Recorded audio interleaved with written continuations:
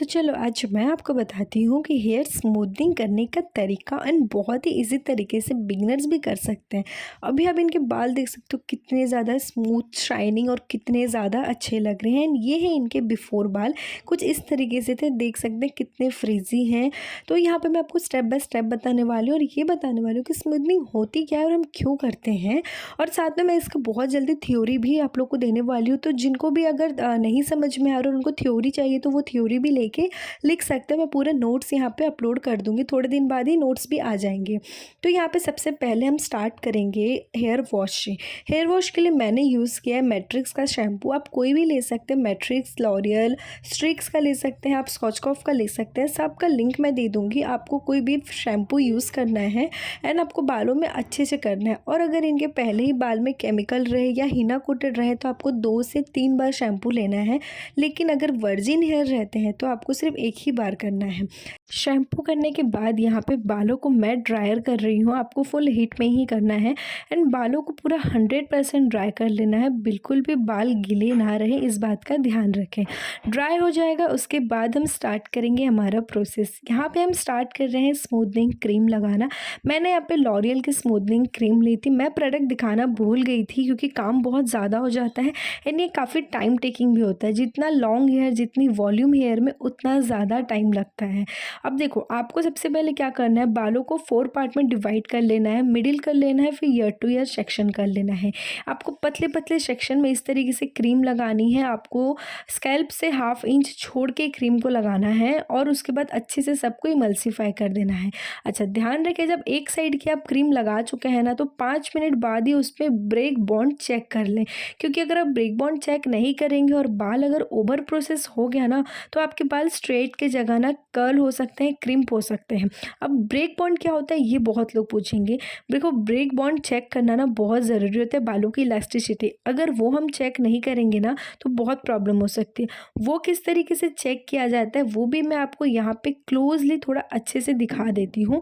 देखो, मैंने एक साइड बालों पे ना उस साइड लगा लिया था और उस साइड लगा के ना वहाँ का ब्रेक बॉन्ड हो चुका था। तो ब्रेक बॉन्ड होने के बाद मैंने उस प्रोसेस को रोक दिया और वो किस तरीके से रोका वो भी मैं आपको बताती हूँ। अब देखो, ब्रेक बॉन्ड चेक करने के लिए ना आपको एक बाल लेना है, सिंगल बाल, और दोनों को ना अपनी उंगली में फोल्ड करके इस तरीके से आपको खींचना है। बिल्कुल इलास्टिक की तरह बाल खिंचाते हैं, कुछ कुछ बाल टूट भी जाते हैं। बिल्कुल इलास्टिक की तरह बाल खिंचाएंगे और बाल में कुछ इस तरीके का वेव आएगा। बिल्कुल लाइट वाला वेव आना चाहिए। अगर ज़्यादा वेव आ गया ना तो बाल जो है वो स्ट्रेट की जगह क्रिम्प हो जाएंगे। अभी आप देख सकते हो यहाँ पे हल्का हल्का वेव आना स्टार्ट हो चुका है। और अगर नहीं आया होता है तो आपको 2 मिनट और वेट करना होता है। अब जब अच्छे से आपने 2-4 बाल को चेक करना है, एक सेक्शन नहीं, आपको ऐसे पहले पीछे साइड से फिर आगे तरफ से ऊपर नीचे से बालों को थोड़ा सा चेक कर लें। और अगर आपको लगता है कि ये प्रोसेस कंप्लीट हो चुका है यहाँ पे, तो इसको आपको स्प्रे कर लेना है पानी का। जब हम पानी का स्प्रे कर देते हैं ना तो ये जो प्रोसेस है ना ये स्टॉप हो जाता है, ओवर प्रोसेस नहीं होता है। सेम मैंने दूसरे साइड का भी ऑलरेडी कर लिया था। वहाँ पे मैंने क्रीम लगा के उसका ब्रेक बॉन्ड जो है वो कंप्लीट हो चुका था। तो मैंने वहाँ पे ना ऐसे पानी का स्प्रे डाल के ना अपने जो प्रोसेस है ना उसको रोक दिया था। अब देखो, पीछे साइड का तो हो चुका था। अब हम लोग करेंगे ear to ear parting section. आपको इसी तरीके से करना है। ऐसा नहीं है कि एक साइड का पहले दोनों कर लिए फिर उस साइड का दोनों कर लिए। स्ट्रेटनिंग करने का भी, एक स्मूथनिंग करने का भी अपना एक प्रोसेस होता है।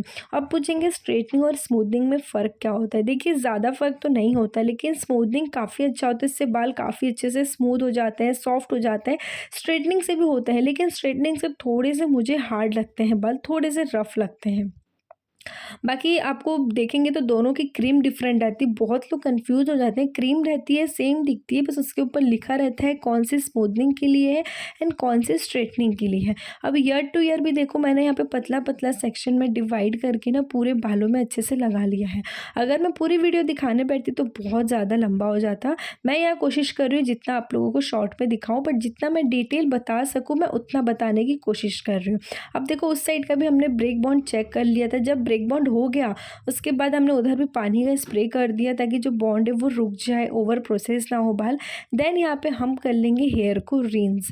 ध्यान रखें, हेयर को रिंस करना है, वॉश नहीं करना है। जिन्हें नहीं पता कि हेयर रिंस मतलब क्या होता है, मैं बता देती हूँ। हेयर रिंस यानी कि सिर्फ और सिर्फ पानी से बालों को धोना होता है, कोई भी शैम्पू कुछ यूज़ नहीं होगा। आप नॉर्मल पानी से बालों को धो लेंगे, जितनी क्रीम है वो निकाल लेंगे और इसके ऊपर आपको थोड़ी सी ना हेयर स्पा की क्रीम लेनी है, जितना हम कंडीशनर लेते हैं। कंडीशनर की जगह आपको थोड़ी सी स्पा की क्रीम लेनी है और उसको लगा लेना है बालों में। 5 मिनट छोड़ के अगेन उसको रिंस कर लेना है। वो प्रोसेस मैं यहाँ दिखाना भूल गई थी, लेकिन मैं आपको बता रही हूँ।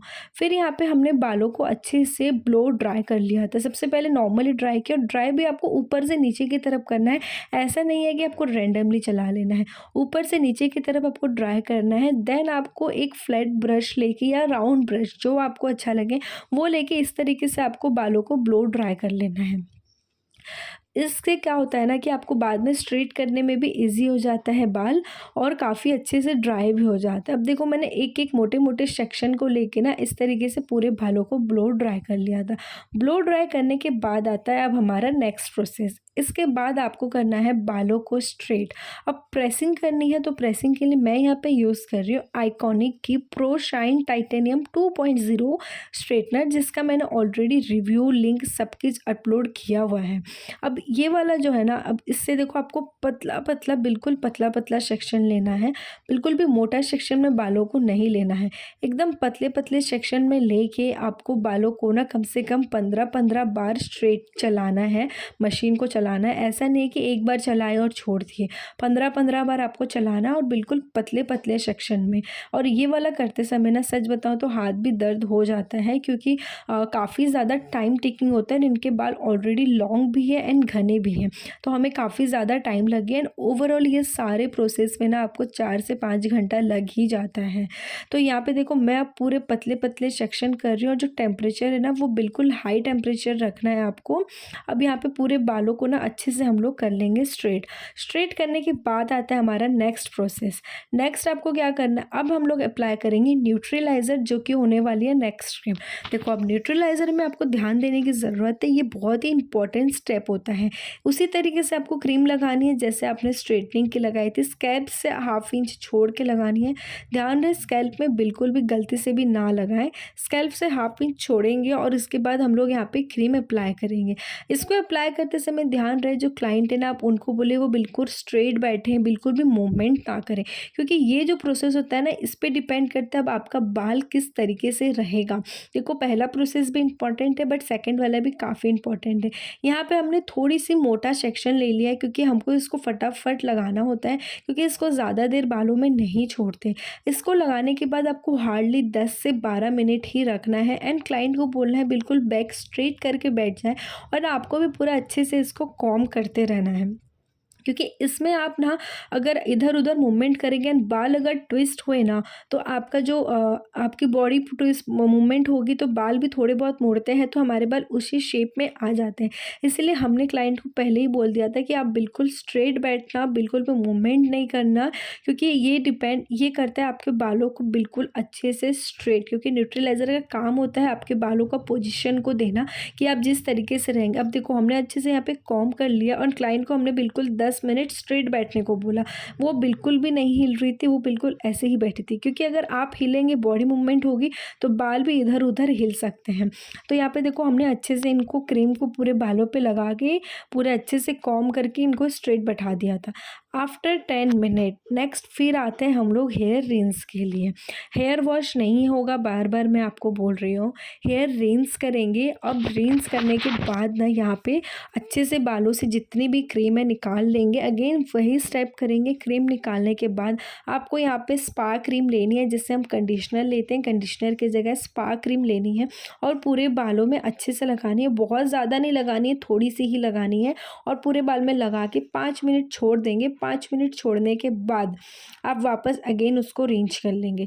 रिंस करने के बाद यहाँ पे हमने सबसे पहले किया था टॉवल ड्राई, और उसके बाद अब हम बालों को अच्छे से कर लेंगे ड्राई। ड्राई देखो किस तरीके से कर रहे हैं, ये ऊपर से नीचे की तरफ ड्राई होना चाहिए, रैंडमली नहीं करना है। ये मैं बार बार आपको बता रही हूँ। अब बाल अच्छे से ड्राई होने के बाद अगेन यहाँ पे हम लोग करेंगे प्रेसिंग। प्रेसिंग वही आपको पतले पतले सेक्शन, छोटे छोटे सेक्शन में करनी है। इसके पहले आप थोड़ा सा सीरम अप्लाई कर लीजिए बालों पे। इसके बाद क्या होगा ना, जो ये होगा ना, ये होगा आपका फाइनल रिजल्ट। देखो आफ्टर ड्राई के बाद भी ना, बिना प्रेसिंग के जो रिजल्ट होता है ना, वही आपका फाइनल रिजल्ट होता है। एंड यहाँ पे देखो ड्राई करने के बाद इनके बाल जो है वो ऑलरेडी काफ़ी अच्छे से स्ट्रेट हो चुके थे, बट ये प्रेसिंग आपको करनी ही पड़ती है। आप जो देख सकते हो बालों हाथों में पकड़ा है वो ऑलरेडी कितना ज़्यादा स्ट्रेट दिख ही रहा है। तो यही आपके 1 ईयर रहेंगे। अब इसमें कुछ कुछ चीज़ें क्लाइंट को ध्यान रखना है। आफ्टर 2 डेज़ अगेन इसका ट्रीटमेंट होता है। आफ्टर 2 डेज़ वाला मैं आपको, जब मेरी क्लाइंट आएंगी, क्योंकि ये कल का ही वीडियो और मैं आज अपलोड कर रही हूँ, तो जो 2 डेज़ वाला प्रोसेस होगा ना, वो भी मैं जल्दी अपलोड कर दूँगी कि स्मूथनिंग में आपको क्या करना होता है। इसमें भी देखो पतले पतले सेक्शन को लेकर टाइटली प्रेसिंग करनी है। एंड क्लाइंट को बोलना है 2 दिन तक बालों का बहुत ध्यान रखें, मतलब बालों को कान के पीछे ना ले जाएं, ट्विस्ट ना करें, कोई क्लचर, रबड़, क्लिप बालों में कुछ भी अप्लाई ना करें। एंड दिन में 3-4 बार बालों को कॉम करते हैं ना। जिस पोजीशन में हमने बाल दिया है ना, आपको 2 दिन तक उसी पोजीशन में रखना है। बालों को बिल्कुल भी इधर उधर नहीं करना है, नहीं तो आपके बाल जो है वो ट्विस्ट हो सकते हैं एंड ख़राब हो सकते हैं। स्पेशली फ्रंट वाले एरिया को कस्टमर को ध्यान नहीं रहता और वो कान के पीछे ले लेते हैं, तो उस चीज़ को आपको उनको बार बार बोलना है कि बालों को कान के पीछे ना लें एंड बालों को स्ट्रेट ही रखें। आफ्टर 2 डेज़ जब आएंगे ना, उसका भी मैं आपको बताऊंगी कि उसका प्रोसेस आपको क्या करना है। बट यहाँ पे देखो सबसे पहले हमने 4 डिवाइड कर लिया था, पीछे के बाल को अच्छे से स्ट्रेट कर लिया। उसके बाद हम लोग ईयर टू ईयर जो पार्टिंग की थी, वहाँ पे हमने पतले पतले सेक्शन को अच्छे से यहाँ पे प्रेसिंग कर ली थी। एंड ये प्रोसेस में हमको ओवरऑल 4 घंटा लग गया था। अब यहाँ पे था इनका ये वाला फाइनल रिजल्ट। बिफोर हेयर आपने देख ही लिया था कैसा था, एंड आफ्टर हेयर आप खुद देख सकते हो कितनी अमेजिंग शाइन है, कितना ज़्यादा अच्छा लग रहा है बाल। एंड ये भी काफ़ी ज़्यादा खुश थे। एंड आप देख सकते हो कितने ज़्यादा स्मूथ हो गए, शाइन हो गए। अभी मैं कुछ भी कर लूँ बाल ऐसे ही रहने वाले हैं। एंड मेरी क्लाइंट सुपर हैप्पी थी क्योंकि उन्हें भी काफ़ी ज़्यादा पसंद आया था। आप लोग को कैसा लगा ये वाला वीडियो ज़रूर बताना एंड कमेंट कर देना अगर आप लोग का कोई भी डाउट हो तो। थ्योरी में पूरा आप लोगों को 2 दिन बाद दे दूंगी। एंड आई होप आपको मेरा आज का वीडियो जो अच्छा लगा होगा, हेल्पफुल लगा होगा, स्पेशली फॉर बिगनर्स के लिए। वीडियो अच्छा लगा हो तो वीडियो को लाइक कर देना, शेयर कर देना, सब्सक्राइब कर देना। मैं मिलती हूँ आपसे नेक्स्ट वीडियो में, तब तक के लिए tata bye bye, take care, thank you for watching.